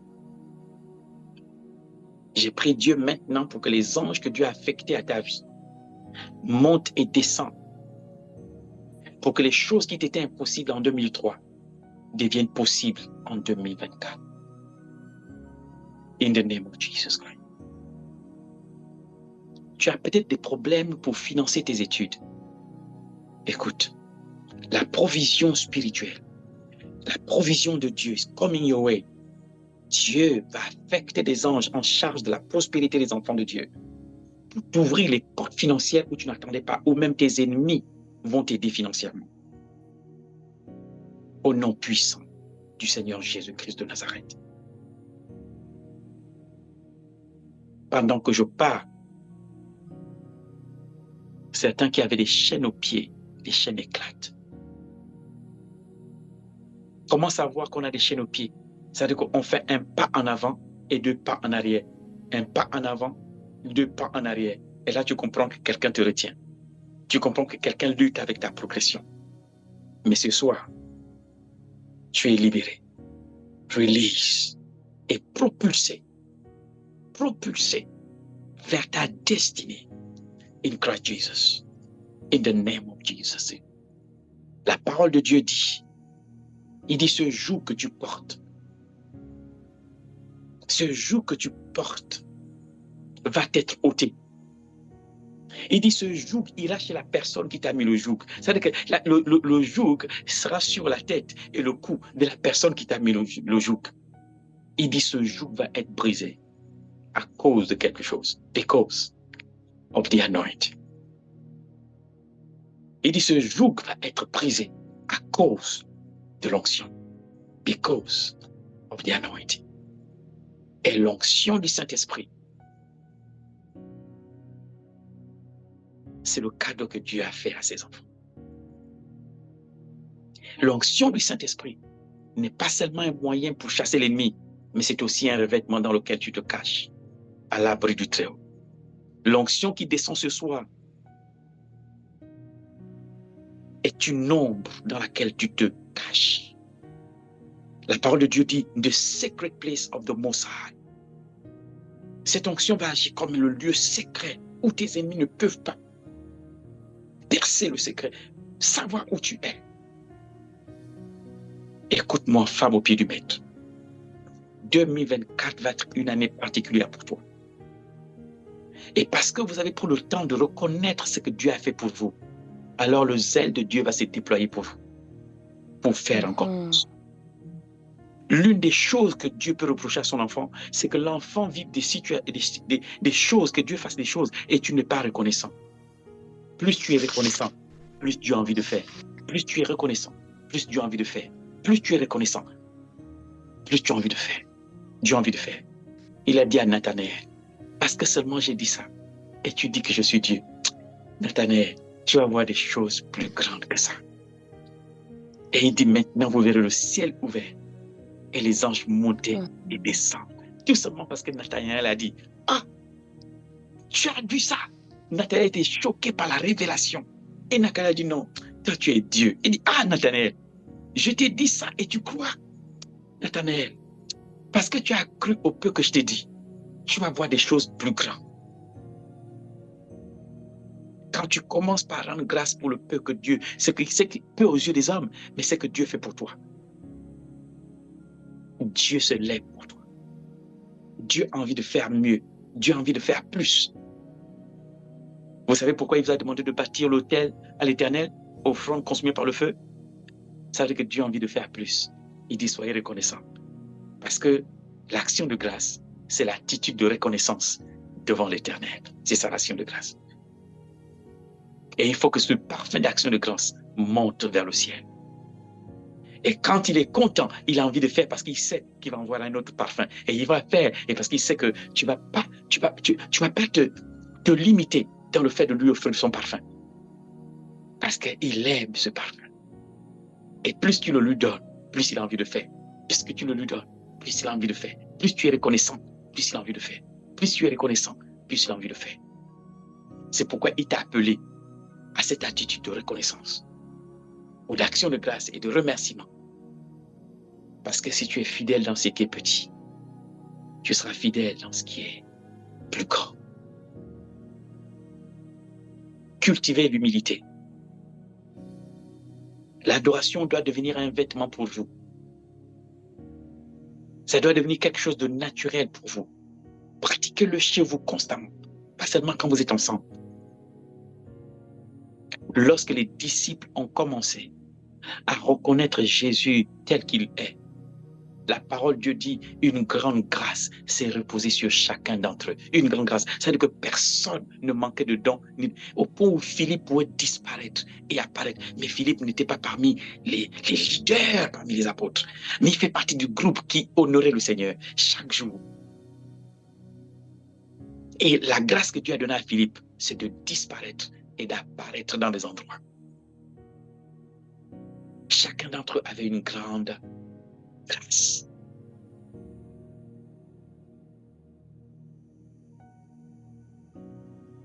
Et j'ai hâte de voir ce que Dieu va distribuer à chacune d'entre vous. J'ai hâte de voir ce que Dieu a réservé à chacune d'entre vous. Est-ce que vous n'avez pas envie de le voir? Est-ce que vous n'avez pas envie de percer le secret du Seigneur? Est-ce que vous n'avez pas envie de vivre ce que le Seigneur vous a réservé? Vous pensez qu'il vous a mis ensemble là pour rien parce qu'il aime vous voir ensemble? Non, c'est parce qu'il a un projet. God a ce projet. Et il faut que vous travaillez et allez jusqu'à ce que le projet naisse et qu'il s'installe. Et qu'il devienne comme un rocher et prenne toute la terre. Il faut payer le prix pour voir le projet, pour l'enfanter. Vous êtes les premières personnes dans ce que Dieu commence. Mais quand Dieu commence quelque chose, ça veut dire que c'est quelque chose pour l'éternité. Ça veut dire que ça va atteindre plusieurs générations. Mais il faut encore que vous, les pionniers, vous payez le prix pour enfanter la chose. Ceci n'est que le commencement. Le meilleur avec Dieu est toujours à venir. Si on fait ce qui doit être fait, au moment où Dieu nous demande de le faire. Rendez à César ce qui est à César. Et rendez à Dieu ce qui est à Dieu.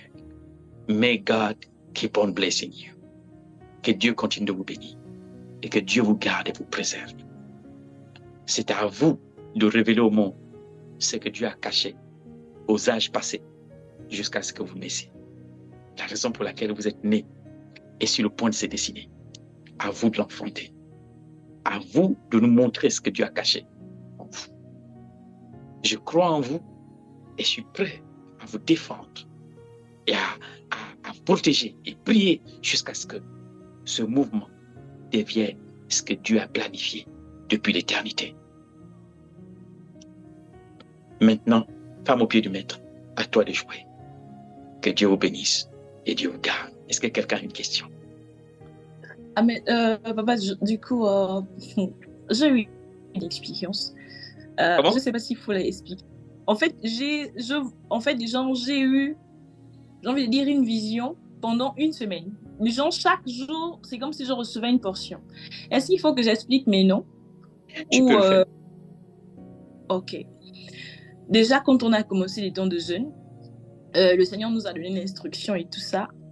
En fait, c'est comme si chaque jour, je recevais une partie, une partie. Et genre, c'est ce qui fait que toute la semaine, je restais avec à méditer. Et ensuite, le tout, c'est carrément tout accompli. Et je suis choquée. Mon cœur bat même, je suis dépassée. En fait, aujourd'hui, le tout, c'est carrément achevé. Du genre, le premier jour, en fait, on était, du genre, c'était d'abord moi. C'est comme si on m'a pris de quelque part. On m'a emmené à un endroit.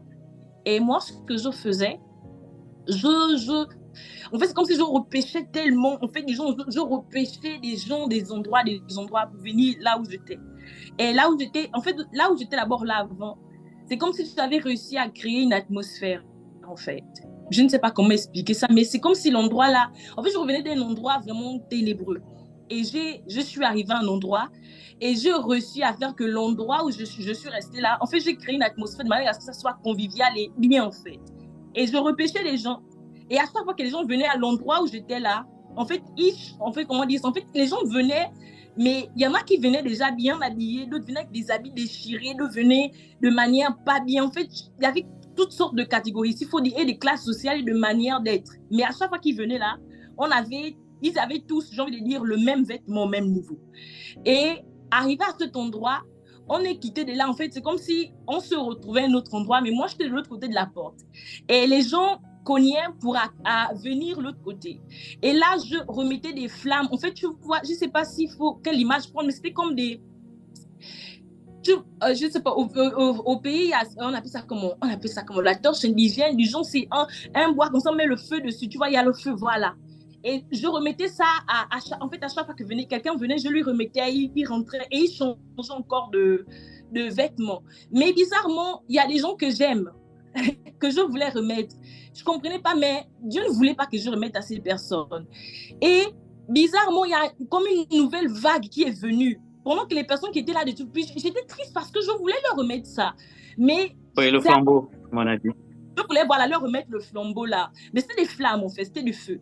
Mais j'étais triste parce que j'aimais ces personnes, donc je veux dire, émotionnellement, je les aime en fait. Mais la manière que moi, j'ai envie de dire, je les qualifiais, Dieu ne s'appuyait pas sur les critères là en fait. C'est après que j'ai compris, mais j'étais triste. Mais à chaque fois, je défendais, je disais que mais Seigneur, quel côté? Mais regarde, l'autre vague là est venue, voilà, ils ont dépassé les autres étaient toujours devant la porte. Mais je les ai remis tous, ils sont rentrés, ils ont changé des vêtements. Mais bizarrement, les personnes qui changeaient des vêtements à chaque fois là, c'était bizarre. À chaque fois, en fait, ils avaient une capacité, j'ai envie de dire, d'obéissance, d'une manière d'être, c'est pas s'il faut dire soumis. En fait, je voyais tout ça, mais pour moi, c'était en fait, c'est pas des choses forcément que moi je me serais appuyée dessus pour qualifier quelqu'un, en fait, moi, Laetitia. Mais les personnes qui étaient là, je voulais d'eux, en fait. Je voulais de ces personnes, mais ils sont restés là. Et bizarrement, les personnes là, et ils étaient toujours là, c'est comme s'ils faisaient toujours des choses, mais ils ne regardaient même pas moi, mais en fait, ils m'obéissaient d'une manière, mais bizarrement, à chaque fois que je donnais une instruction, ils respectaient, ils changeaient. En fait, j'ai envie de dire, c'est comme si, au fur et à mesure, c'est métamorphosé, ils changeaient de trucs, ils changeaient à chaque fois. Et l'une des choses qui m'a choquée, il y a une personne que j'ai reconnue, je lui ai dit quelque chose, en fait, elle a fait quelque chose et ça m'a touchée, je me suis dit que Dieu te bénisse. La personne a souri, elle était contente. En fait, elle a encore eu un autre niveau, s'il faut dire comme ça, en fait. Et moi, ça m'a quand même choquée, mais que je fais, pourquoi elle prend ça de cette manière, en fait. À un moment donné, j'étais toujours là. Et je défendais ces personnes auprès de Dieu. Je dis, Seigneur, mais regarde tel côté, en fait. Dieu disait non. Je dis, mais regarde, en fait, je sais juste te défendre parce que pour moi, je voulais tellement qu'ils ont accès. Mais les autres, là, à chaque fois, ils avançaient, ils changeaient des trucs. Je ne sais pas comment dire ça. Tu vois, un peu comme les dessins animés, là, voilà. C'est pas s'il faut dire, ils changent de corps. Bon, je ne sais pas s'il faut dire, c'est métamorphose au fur et à mesure, et au fur et à mesure, et au fur et à mesure. Jusqu'à ce que papa, c'était une grande armée extraordinaire. Mais avec des feux. Et en fait, imagine toutes, je ne sais pas comment dire, mais des milliers et des milliers et des milliers de personnes qui avaient des feux, en fait. Mais la particularité des personnes en question, ce qui me choquait, c'est que, c'est pas s'il faut parler en termes de pouvoir, j'avais pas autant, bon, en fait, j'avais pas, j'ai envie de dire, il y en a qui avaient plus que moi, mais dès que je donnais un ordre, en fait, c'était comme si c'était devenu une armée que je dirigeais. Et ils étaient, j'ai envie de dire, il y en a qui avaient plus que moi, en fait. En termes de pouvoir, de puissance, de force, j'avais pas. Mais ce qui me choquait, c'est que malgré ça, si je disais seulement, en fait, on se tait. Ils se taisent. Si je dis, on marche, ils marchent. Et moi, je suis choquée. Je dis, mais il peut vite se déployer, me tuer, en fait. Mais pourquoi? Et j'étais choquée, en fait. Et je suis sortie de là. Et depuis, j'ai médité dessus la semaine. Je ne comprenais pas beaucoup. Voilà, merci Saint-Esprit pour cette partie. Et justement, d'où on est arrivé à un endroit là, justement, d'où je te disais un peu par rapport au thème sur l'autel. Et Femme au pied du maître s'est retrouvée comme être un grand autel, enflammé de feu. Et chacun venait déposer un sacrifice. Le Dieu nous a donné l'instruction, d'où je leur ai dit ça, que bon, on va faire ça. Du coup, c'est même de là qu'est sorti justement le thème du genre un autel pour l'éternel. Chacun venait déposer un sacrifice et c'était un feu. Enfin, c'était un feu. Malgré le temps, en fait, je ne comprenais pas. À chaque fois, on partait de partout. Mais moi, je revenais toujours regarder ça. Le feu était toujours là. Et je t'ai donné.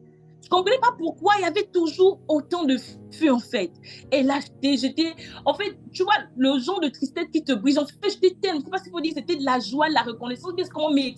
En fait, j'étais brisée au-dedans de moi. En fait, genre, pas un brisement de tristesse.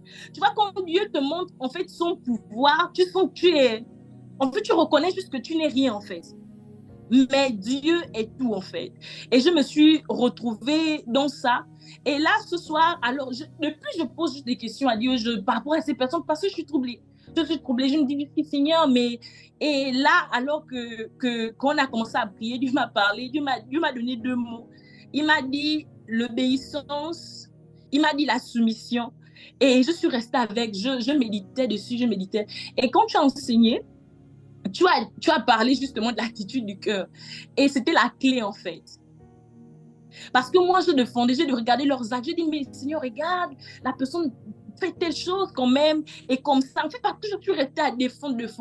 Et là, tout de suite, Dieu m'a dit l'attitude du cœur. Et puis, c'est comme si la porte, là, c'est comme si le rideau est tombé. Et j'ai compris que c'était la fin de cette expérience. 1 semaine. Je suis choquée. 1 semaine. Et c'est tout de suite que le rideau s'est fermé, en fait.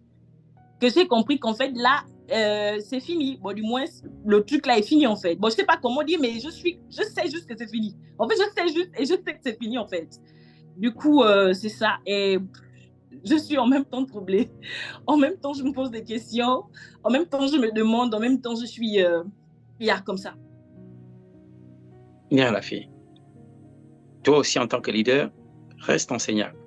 Et on va te guider. On te donnera notre expérience pour que tu saches comment gérer les aînés. Et c'est très important. Et gérer les aînés et les personnes qui ont peut-être plus d'années en Christ que toi. Tout ça, c'est un leadership à mettre en place pour amener toutes ces personnes à bon port. Maintenant, Dieu a des critères, justement. Ces critères pour choisir. Vous savez, ce n'est pas...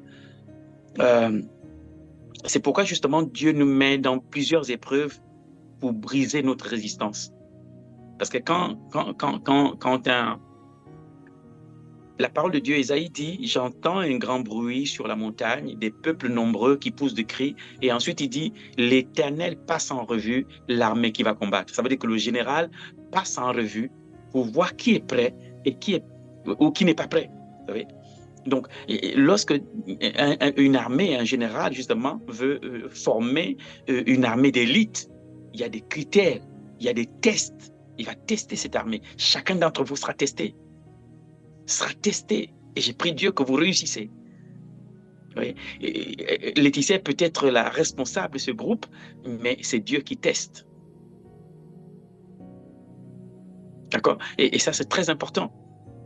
Lorsque j'ai commencé, justement, à l'église Bethany, pour ceux qui m'ont connu là-bas, j'étais dans le groupe de jeunes, mais mon attitude, je vais vous dire une chose qui est vraie. Je ne parlais jamais mal des leaders. Jamais. Jamais. Lorsqu'on parlait de quelqu'un qui est oint, je ne mettais pas ma bouche. Pourquoi? Parce que je cherchais l'onction aussi. Donc, tu n'attaques pas ce que tu recherches. Je fermais ma bouche. Pas parce qu'ils avaient forcément raison, mais je refusais de mettre ma bouche dedans. Parce que moi, je veux être onctionné. Je cherchais l'onction. Les gens se battaient pour les postes et moi, jamais.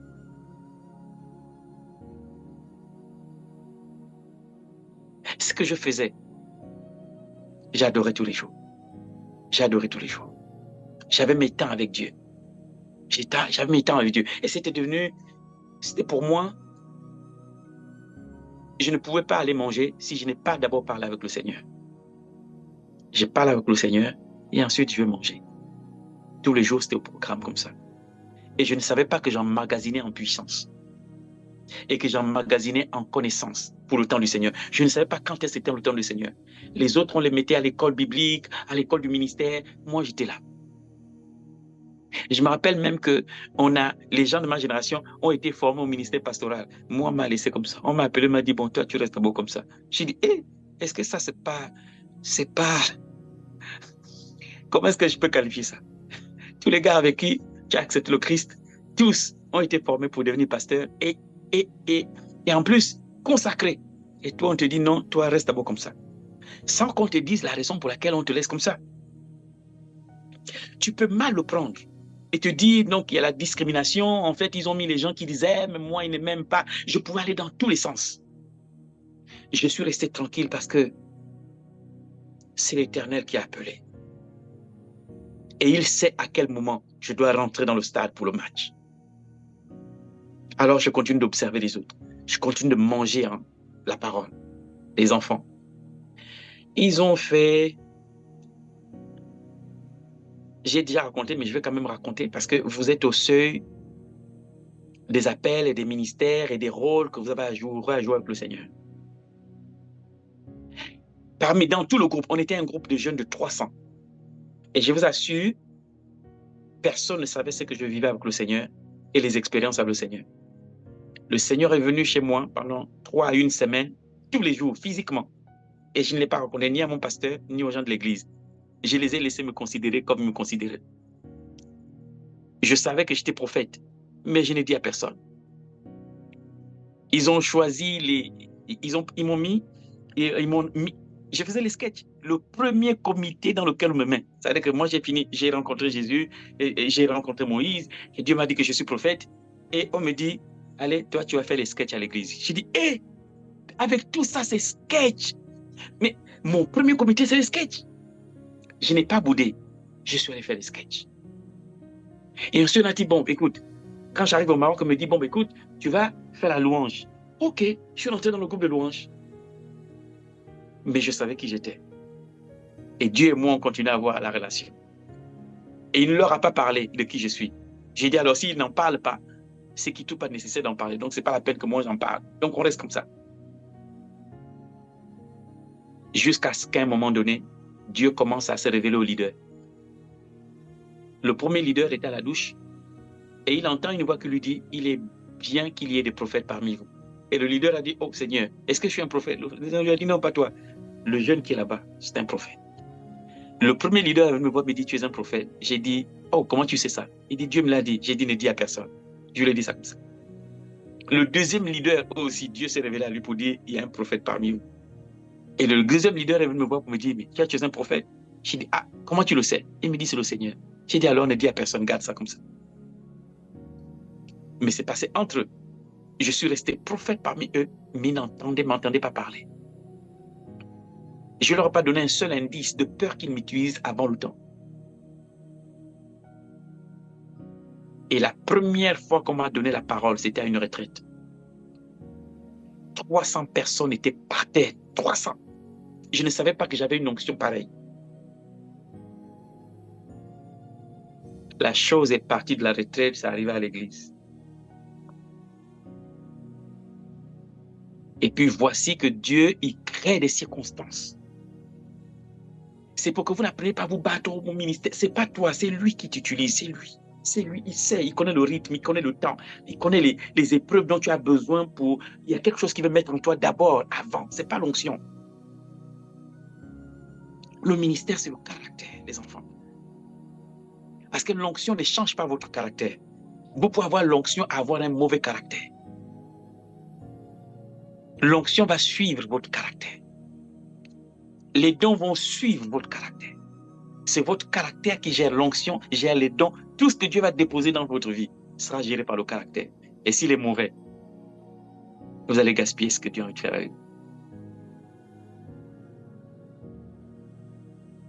Et un jour comme ça, j'arrive, le premier culte de l'année.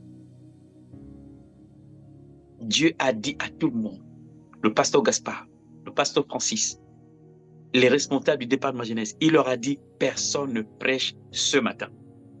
Donc j'arrive le matin, on m'appelle dans le bureau du pasteur Gaspard, et le pasteur Gaspard me dit,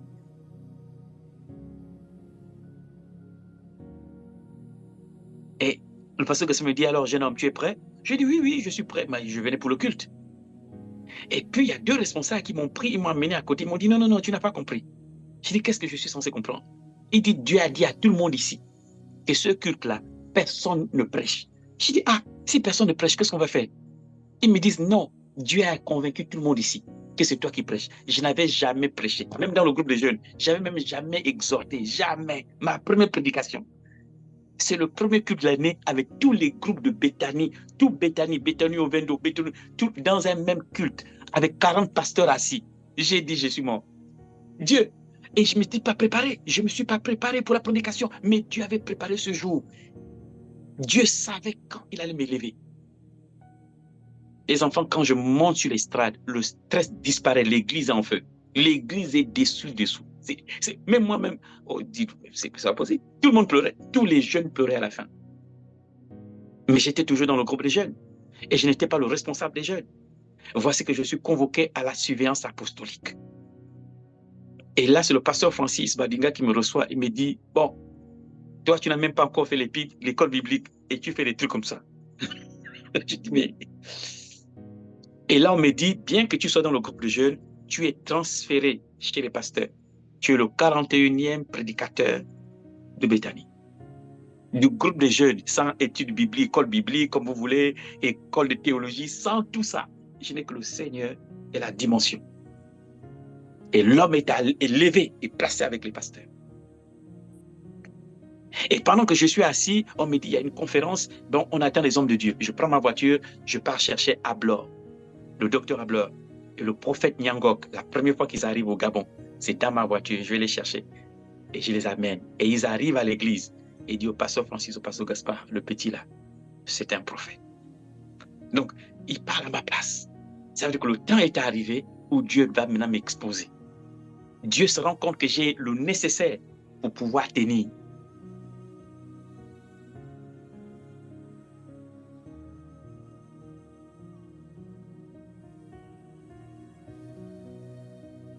Vous voyez, si les enfants, je décide de parler de tout ce que le Seigneur, comme les autres font, donc il a eu une expérience, il dit à l'église, il dit qu'elle sur Internet, et puis tout le monde, wow, il a vu ça, les enfants. Il y a des choses que je vois, je ne sais pas. I don't know. Mais vous devez travailler le caractère. C'est le fruit de l'esprit qui gère le ministère, qui gère votre vie. Chaque chose que Dieu met entre vos mains est gérée par votre caractère. Si votre caractère n'est pas façonné, vous détruisez vous-même ce que Dieu a mis entre vos mains. Votre colère peut détruire, votre rébellion peut détruire, votre manque de patience peut détruire, votre manque d'amour peut détruire, votre manque de justice peut détruire, votre manque de compassion peut détruire. Il y a tellement de choses que vous pouvez détruire. Si vous préparez ça, si vous travaillez sur vous-même, l'ennemi ne pourra pas vous arrêter. Il ne pourra pas vous vaincre. Alors vous accomplirez tout ce que Dieu a prévu faire avec vous. Commencer, c'est bien. C'est terminer qui est important. Tu dois commencer et terminer. Mais pas faire un ministère à feu de paille, où tu es monté, oh, et puis disparu. On ne sait plus où c'est. Non.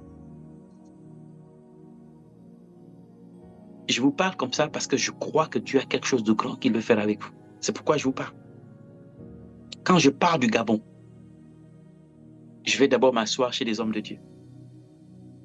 Je suis allé au Ghana. Je suis allé chez Ablo. Je suis allé chez Adjina Saré. Je suis allé chez Dagami. Je suis resté 1 an.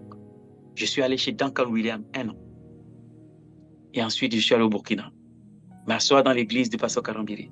Tout ça pour savoir comment ils ont maintenu. Commencer, c'est bien. Mais comment toutes ces années, ils sont restés au top et ils continuent de monter. Qu'est-ce qui fait en sorte qu'ils puissent tenir et rester?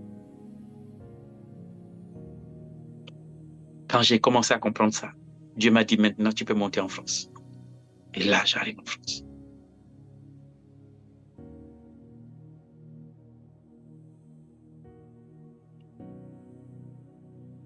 Alors, femme au pied du maître, il faut que tu nous montres que tu es vraiment au pied du maître. Parce que quand on est au pied du maître, on apprend. On se discipline. On s'améliore, on se bonifie. Chaque année, on doit avoir une preuve que vous êtes au pied du maître. Être au pied du maître, ça veut dire que quelqu'un qui est enseignable, au pied du maître.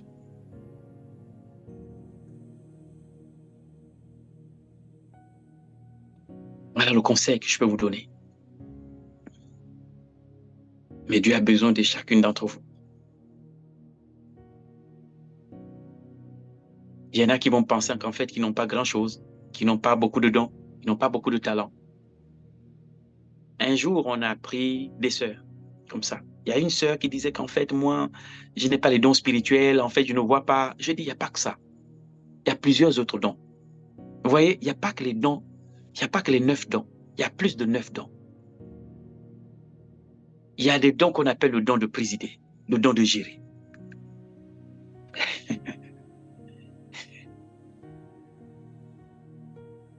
Et j'ai pris ces sœurs. Et j'ai dit, bon les sœurs, quand vous regardez cette sœur, qu'est-ce qu'elle vous inspire? Pourquoi vous aimez rester avec elle? Elle n'a pas de don spirituel. Ils ont dit, quand on est avec elle, on se sent libre de lui partager nos fardeaux. Donc, elle a en fait pour elle, elle a une grâce d'être une maman. C'est-à-dire que c'est une sentinelle. Les gens viennent se confier dans leur fardeau. Elle n'a jamais su qu'elle avait cette grâce où les gens pouvaient se confier facilement. Et bien qu'elle n'avait pas de vision et qu'elle n'avait pas de songe, elle était la personne chez qui Dieu avait donné la grâce de pouvoir porter les fardeaux des autres devant le Seigneur, comme une mère en Israël. Elle s'est mise à pleurer. Elle dit, tu n'as jamais remarqué ça? Elle dit, mais ça, c'est un don. Tout le monde ne peut pas faire ça. Mais toi, tu as ce don. Il y en a qui ont le don, qui est la capacité de garder les autres unis. Mais ils n'en voient pas, ils n'ont pas de vision, ils n'ont pas de songe, mais ils sont capables de garder un groupe uni. Ils ont gift. Ils ont cette capacité de régler les problèmes entre les autres. Ils ont gift. C'est des dons, tout ça. C'est des dérivés du don de la parole de sagesse. Voilà. Je l'ai dit. Il est fini. On n'allait pas me garder plus. Là, je fais 2h20. Je ne vais pas tomber dans le piège de la dernière fois. Amen. En tout cas, merci beaucoup, papa. C'était encore un honneur, un privilège, vraiment. Merci pour la disponibilité. Merci à moi. En tout cas, ma mère est connectée, je crois.